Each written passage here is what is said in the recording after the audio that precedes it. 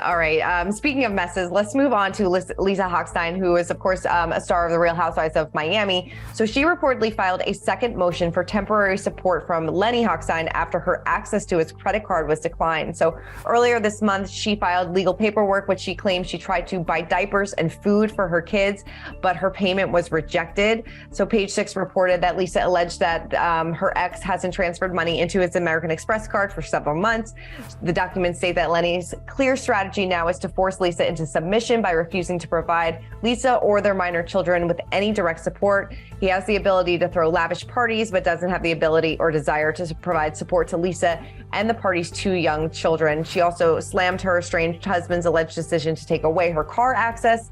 She's requesting that the court have Lenny maintain the reasonable financial status quo in addition to established support and attorney's fees.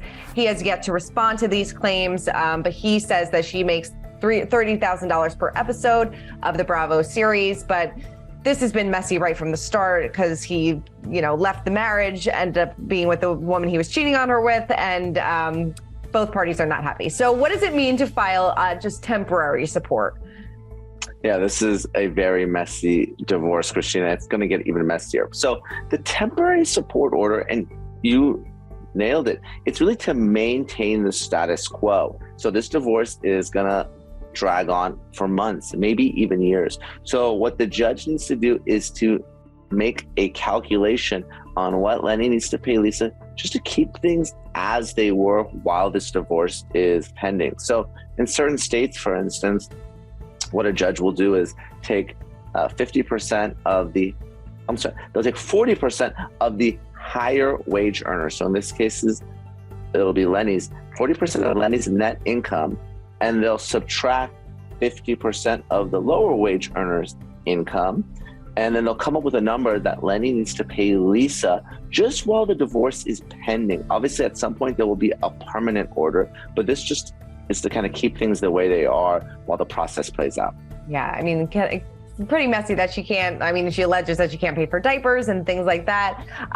So we don't know exactly how much money she was getting now per month because, like we said, the divorce isn't finalized. So that number is still in that gray area, right?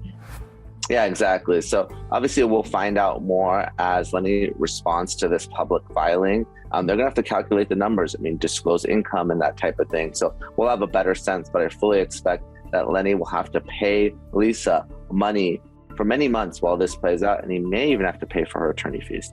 Got it. Is it unusual for him not to give her cash because it seems like he's just putting it on an Amex or has a fee for how much money he has, a limit for how much money he has on his Amex? Is that unusual?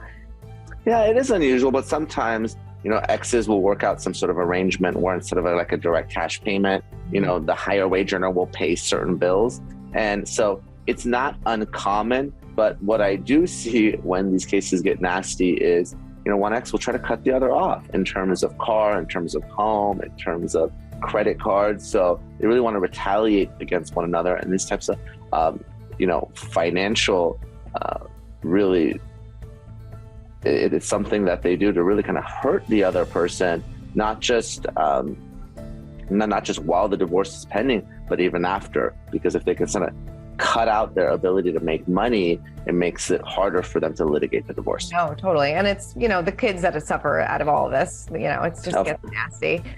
Yeah, of course, it's sad. Ultimately, it's really the kids that pay the price. You're talking about two very young kids here. For more news content and exclusive interviews, make sure to hit the sub, like, and bell button down below and visit usmagazine.com.